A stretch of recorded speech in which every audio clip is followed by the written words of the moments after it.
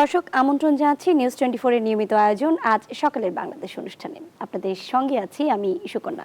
দর্শক চলুন শুরুতেই ঘুরে আসি ইতিহাসের পাতা থেকে, দেখে নেই আজকের দিনে ঘটে যাওয়া উল্লেখযোগ্য কিছু ঘটনা।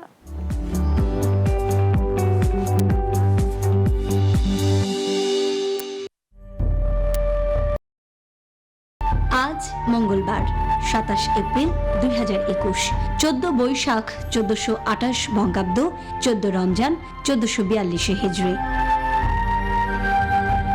1064 সালের এই দিনে রাজবংশের সুলতান হন আলেপ্পো আরসালান সেলজুক।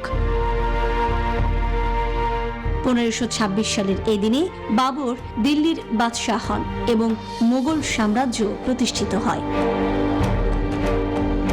1667 সালের এই দিনে অন্ধ এবং দরিদ্র ইংরেজ কবি জন মিল্টন তার প্যারাডাইজ লস্ট কাব্যের শব্দ 10 পাউন্ডে বিক্রি করেন। 1960 সালের এই দিনে টোগো প্রজাতন্ত্র স্বাধীনতা লাভ করে। 1972 সালের এই দিনে অ্যাপোলো 16 মহাকাশযান পৃথিবীতে ফিরে আসে। 1989 সালের এই দিনে বাংলাদেশে ঘূর্ণিঝড়ে 500 মানুষ নিহত হয়। 1992 সালের এই দিনে রাশিয়া ও অন্যান্য প্রজাতন্ত্রগুলো IMF ও বিশ্ব ব্যাংকে যোগ দেয়। 1737 সালের এই দিনে জন্ম নেন এডওয়ার্ড গিবন। তিনি ছিলেন ইংরেজ ইতিহাসবিদ ও রাজনীতিবিদ। 1759 সালের এই দিনে অষ্টাদশ শতাব্দীর গুরুত্বপূর্ণ ইংরেজ লেখিকা মেরি ওয়ালস্টনক্রাফট জন্ম নেন। 1991 সালের এই দিনে জন্ম নেন স্যামুয়েল মোর্স। তিনি ছিলেন মার্কিন উদ্ভাবক। 1820 সালের এই দিনে ইংরেজ দার্শনিক হার্ভার্ড স্পেন্সার জন্ম নেন। 1935 সালের এই দিনে জন্ম নেন থিওডোরস অ্যাঙ্গেলোপৌলস। তিনি ছিলেন গ্রিক পরিচালক, প্রযোজক ও চিত্রনাট্যকার। 1936 সালের এই দিনে জন্ম নেন স্যার ফজলে হাসান আবেদ। তিনি KCMG, একজন বাংলাদেশি সমাজকর্মী ও বিশ্বের বৃহত্তম বেসরকারি সংগঠন ব্র্যাকের প্রতিষ্ঠাতা ও চেয়ারম্যান। 1976 সালের এই দিনে জন্ম নেন উরুগুয়ের ফুটবলার ওয়াল্টার পাঞ্জিয়ানি। 1986 সালের এই দিনে জন্ম নেন দিনারা মুবিনোভনা সাফিনা। তিনি রাশিয়ান টেনিস খেলোয়াড়।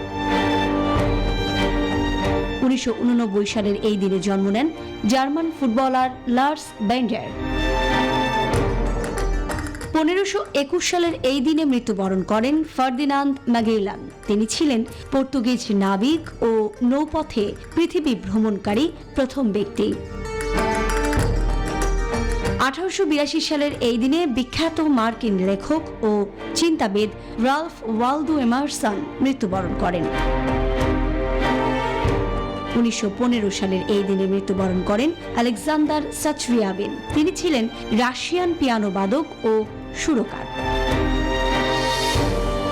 1936 সালের এই দিনে ইংরেজ গণিতবিদ ও শিক্ষাবিদ কার্ল পিয়ারসন মৃত্যুবরণ করেন। 1962 সালের এই দিনে মৃত্যুবরণ করেন AK ফজলুল হক। তিনি ছিলেন বাঙালি রাজনীতিবিদ।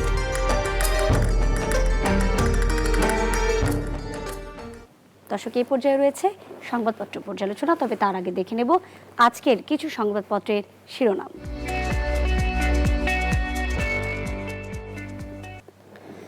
দর্শক, শুরু করব বাংলাদেশ প্রতিদিন দিয়ে এবং বাংলাদেশ প্রতিদিনের যে শিরোনামগুলো রয়েছে।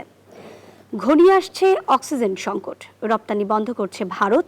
শিল্প খাতে ব্যবহৃত অক্সিজেনকে মেডিকেল অক্সিজেনে রূপান্তরের পরিকল্পনা এবং সর্বত্র ভিড়, নগরীতে যানজট, বিধিনিষেধ আরও 1 সপ্তাহ এবং মাস্ক না পরলে কঠোর ব্যবস্থার হুঁশিয়ারি। দর্শক, এই পর্যায়ে চলে যাব কালের কণ্ঠ পত্রিকায় এবং সেখানকার যে শিরোনামগুলো রয়েছে। অক্সিজেন নিয়ে বিপদের শঙ্কা, 17 দিন পর শনাক্তর হার কমে অর্ধেক এবং সংকট এড়াতে 12 সপ্তাহে দ্বিতীয় ডোজের কৌশল। দর্শক, চলে যাব পরের সংবাদপত্রে। প্রথম আলো রয়েছে এই পর্যায়ে আমার হাতে এবং সেখানকার প্রধান শিরোনাম। দেশে অক্সিজেন সরবরাহে টানটান অবস্থা, এবং মাঝারি তাপপ্রবাহ বইছে। সপ্তাহের শেষে হতে পারে বৃষ্টি। অক্সফোর্ডের টিকার 6 কোটি ডোজ ছাড়বে যুক্তরাষ্ট্র। দর্শক, এ পর্যায়ে চলে যাব সমকাল পত্রিকায় এবং সমকাল পত্রিকার প্রধান যে শিরোনাম, অক্সিজেন সংকটের শঙ্কা, মহামারী উত্তরণের উদ্যোগ নিতে হবে বিশ্ব সম্প্রদায়কে, বলছেন প্রধানমন্ত্রী, এবং কঠোর নজরদারিতে হেফাজত। দর্শক, এ পর্যায়ে চলে যাব দ্য ডেইলি সান পত্রিকায় এবং দ্য ডেইলি সান পত্রিকার যে সকল প্রধান শিরোনাম করা হয়েছে তার মধ্যে উল্লেখযোগ্য হিসেবে রয়েছে, lockdown extended for another week, government gets tough on use of face mask, এবং আরেকটি শিরোনাম রয়েছে, people still define health guidelines. দর্শক, দ্য ডেইলি স্টার রয়েছে এ পর্যায়ে আমার হাতে এবং দ্য ডেইলি স্টারের প্রধান যে শিরোনাম রয়েছে, India halting supply oxygen, crunch may turn grave। BanglaNews24.com রয়েছে এ পর্যায়ে আমার হাতে এবং সেখানকার প্রধান শিরোনাম রাখা হয়েছে, কুয়েতের সাবেক এমপি পাপুলের আরও 3 বছর কারাদণ্ড। এবং সর্বশেষ পত্রিকা রয়েছে দ্য নিউ ইয়র্ক টাইমস, যেখানকার প্রধান শিরোনাম রাখা হয়েছে, US population over last decade grew at slowest rate since 1930। এবং আরেকটি শিরোনাম পড়ে নিচ্ছি, which states will gain or lose states in the next Congress. দর্শক, এই ছিল আমার হাতে প্রধান কিছু পত্রিকার শিরোনাম। এ পর্যায়ে চলে যাব সংবাদপত্র পর্যালোচনায় এবং সংবাদপত্র পর্যালোচনায় আমাদের সঙ্গে অতিথি হিসাবে যুক্ত হচ্ছেন ডক্টর তারেক মাহমুদ আবির, চেয়ারম্যান সমাজবিজ্ঞান বিভাগ, বরিশাল বিশ্ববিদ্যালয়।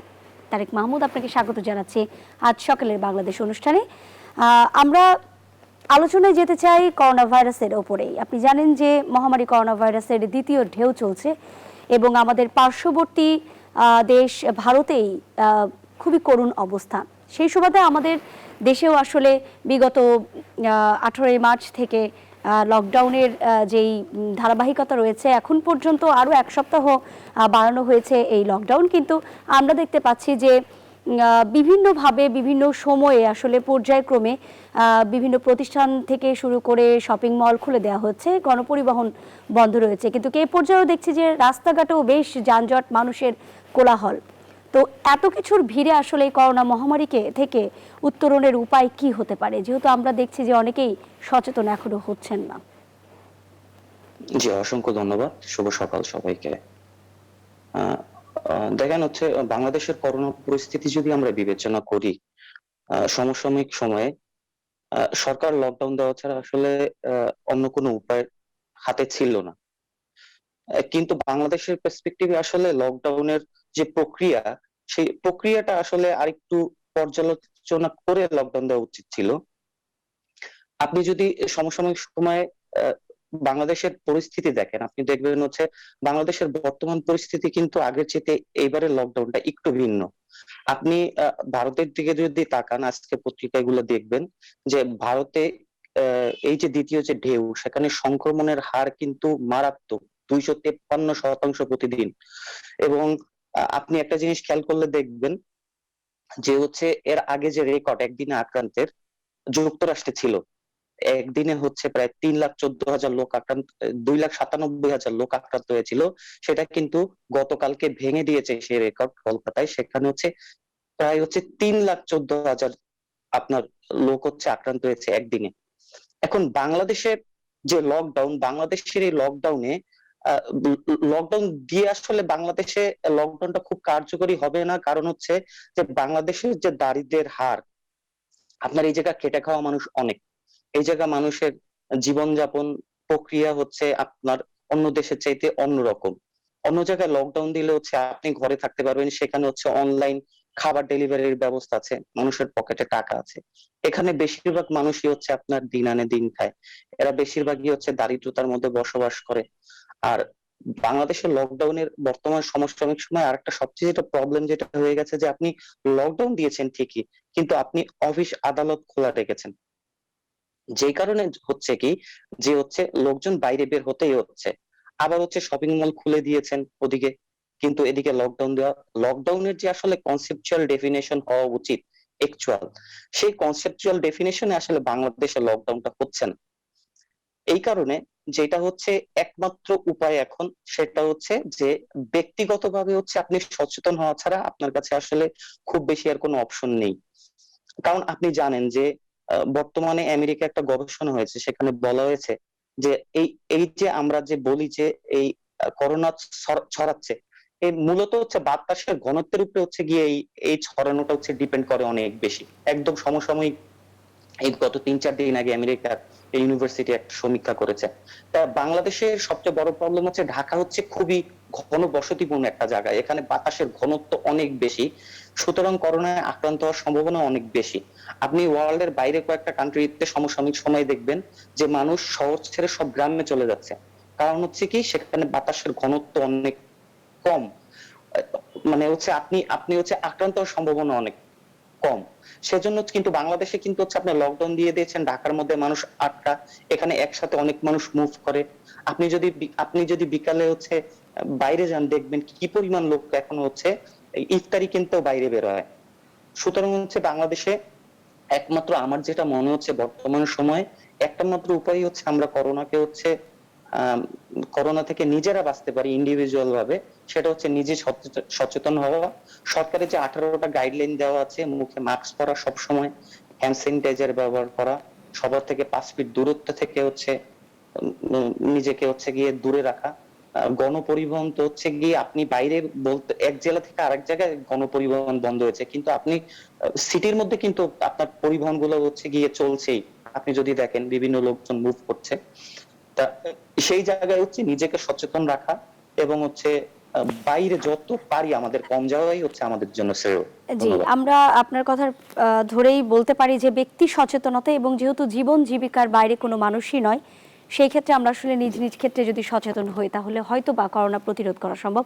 আর একটি ছোট্ট করে আপনার কাছে জানতে চাইবো যে আমরা কিন্তু বাংলাদেশ প্রতিদিন একটি শিরোনাম দেখেছি, অক্সিজেনের সংকট দেখা দিচ্ছে, এবং এক্ষেত্রে আসলে সরকারের যেই কার্যক্রম রয়েছে সেটার পাশাপাশি যারা বিত্তবান প্রতিষ্ঠানগুলো রয়েছে তাদের কার্যক্রম কি হতে পারে বলে আপনি মনে করছেন?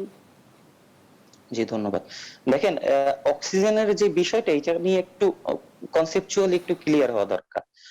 বাংলাদেশে যে অক্সিজেনের যে অক্সিজেন, এই জায়গায় কিন্তু অক্সিজেনের দুইটা প্রক্রিয়া আছে। একটা হচ্ছে আপনি ইন্ডাস্ট্রিয়াল অক্সিজেন, যেটা হচ্ছে আপনি মানবদেহে ইউজ করতে পারেন না, মানবদেহে ইউজ করার জন্য হচ্ছে তরল অক্সিজেনটা দরকার। তা বাংলাদেশে মূলত তরল অক্সিজেন যারা সরবরাহ করে তার মধ্যে হচ্ছে কয়েকটা ইনভেনশনাল যারা হচ্ছে সরবরাহ করে, তাদের মধ্যে খুব গুরুত্বপূর্ণ হচ্ছে লিন্ডে, যারা হচ্ছে গিয়ে স্পেকট্রা হচ্ছে গিয়ে সরবরাহ করে, মানে রপ্তানি করে হচ্ছে ইন্ডিয়া থেকে রপ্তানি হয় বাংলাদেশে। মূলত বিবেচনা করা হয় যে প্রতিদিন বাংলাদেশে ব্যবহারের জন্য প্রায় 200 টন আপনার তরল অক্সিজেন লাগে বাংলাদেশে। সেটা গত কয়েকদিন হচ্ছে 100 টন হচ্ছে আপনার ইন্ডিয়া থেকে সরবরাহ করা হতো, এবং 100 টন হচ্ছে বাংলাদেশে হচ্ছে উৎপাদন করা হতো। এখন ইন্ডিয়া তো সরবরাহ বন্ধ করে দিয়েছে, তারা বলেছে তারা অক্সিজেন, তাদের যে পরিমাণ অক্সিজেন দরকার তারা আর হচ্ছে গিয়ে অক্সিজেন দিবে না। এখন বাংলাদেশের জন্য এই সময়টা খুবই ইম্পর্টেন্ট।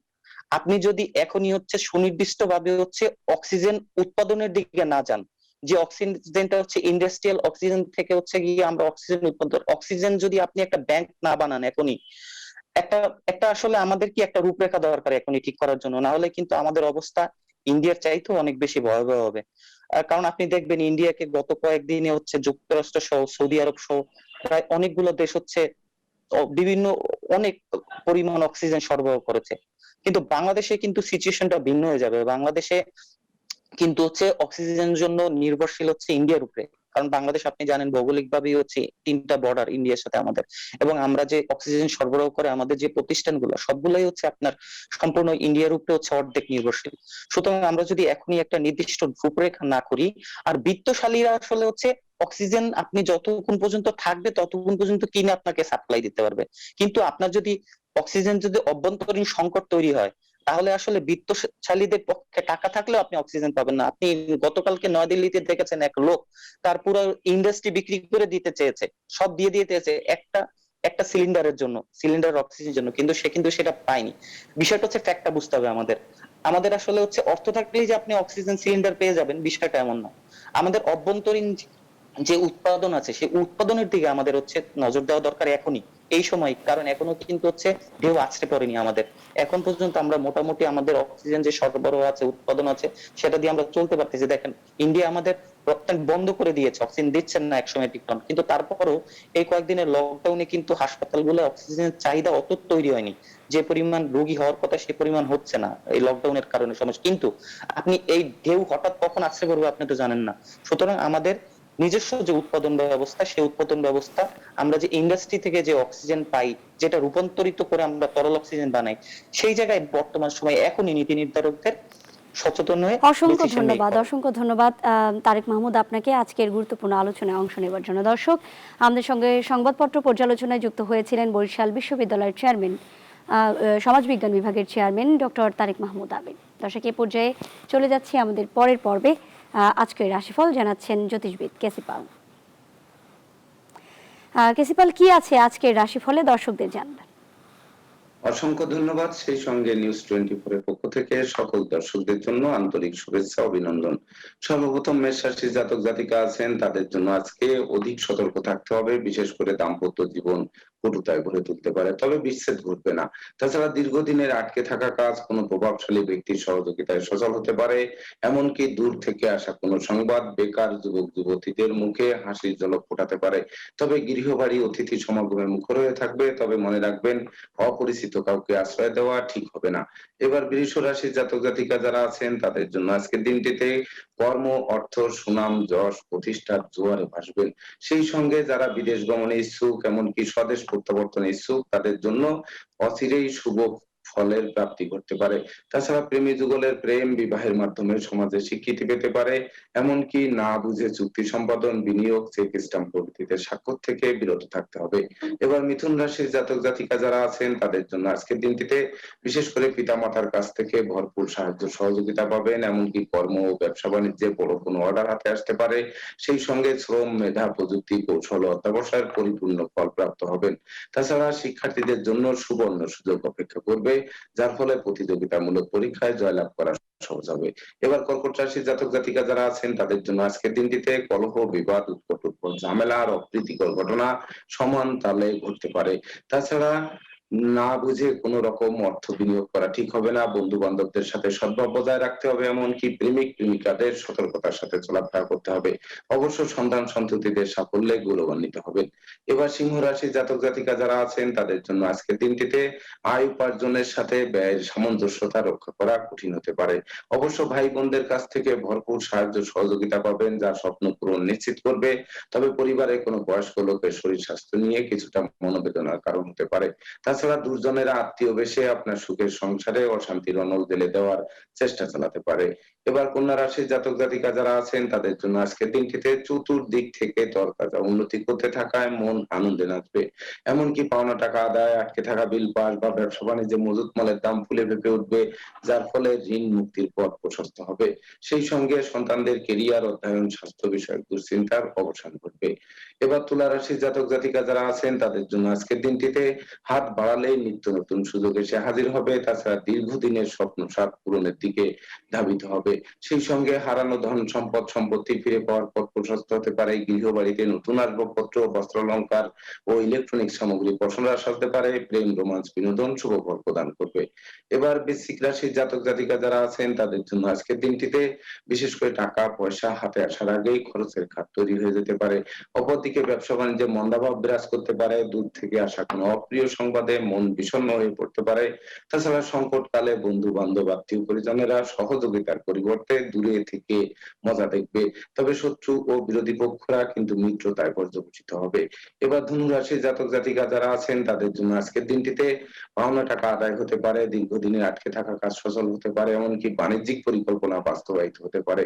তাছাড়া ভ্রমণকালীন পরিচয়, পরিচয় থেকে বন্ধুত্বে, বন্ধুত্ব থেকে অদূর ভবিষ্যতে পরমাত্মীয় রূপ নিতে পারে। তাছাড়া বিদেশে অবস্থানরত স্বজনদের অচিরেই স্বদেশ প্রত্যাবর্তনের পথ খুলতে পারে, যা আপনার কাঙ্ক্ষিত স্বপ্ন পূর্ণ করবে। এবার মকর রাশির জাতক জাতিকা যারা আছেন, তাদের জন্য আজকের দিনটিতে বিশেষ করে কর্ম, অর্থ, সুনাম, যশ, প্রতিষ্ঠার জোয়ারে ভাসবেন। সেই সঙ্গে মামলা মোকদ্দমা ও কোর্ট কেসের রায় পক্ষে আসতে পারে। সম্ভাব্য ক্ষেত্রে দীর্ঘদিনের কারাবাস জীবনের অবসান ঘটতে পারে। তাছাড়া প্রেমিক প্রেমিকাদের প্রেম বিবাহের মাধ্যমে স্বীকৃতি পেতে পারে বা ভাঙা বন্ধুত্ব জোড়া লাগতে পারে। এবার কুম্ভ রাশির জাতক জাতিকা যারা আছেন তাদের জন্য আজকের দিনটিতে শরীর স্বাস্থ্য বিশেষ ভালো না থাকায় কোনো কাজে মন বসবে না। অবশ্য শ্রমিক, কর্মচারী, ড্রাইভার, গৃহশিক্ষক, গৃহকর্মীরা সহযোগিতার হাত বাড়িয়ে ধরবে। তাছাড়া ভাগ্য লক্ষ্মী প্রসন্ন হওয়ায় সফলতা আপনাদের দ্বারে এসে কড়া নাড়বে, যার ফলে সকল প্রতিকূলতা কাটিয়ে দুর্বার গতিতে এগিয়ে চলবেন। এবার সর্বশেষ রাশি মীন রাশির জাতক জাতিকা যারা আছেন তাদের মধ্যে যারা শিক্ষার্থী আছেন তাদের জন্য সুবর্ণ সুযোগ অপেক্ষা করবে, তবে লম্বা দূরত্বের সফরে নিজে ড্রাইভ করা থেকে বিরত থাকতে হবে। এমনকি পরিবারে কোনো বয়স্ক লোকের শরীর স্বাস্থ্য খারাপ হতে পারে। তাছাড়া লটারি, জুয়া, রেস, শেয়ার, হাউজিং প্রভৃতিতে বিনিয়োগ না করাই সমীচীন হবে। সেই সঙ্গে আশ্রিত প্রতিপালিত ব্যক্তির প্রতি তীক্ষ্ণ নজর রাখতে হবে। অবশ্য সন্তানদের সাফল্যে গৌরবান্বিত হবেন। রাশিফল সংক্রান্ত তথ্য এ পর্যন্তই। অসংখ্য ধন্যবাদ জ্যোতিষবিদ কেসি পাল আপনাকে। দর্শক, শেষ করব আজ সকালের বাংলাদেশ অনুষ্ঠান সঙ্গীত।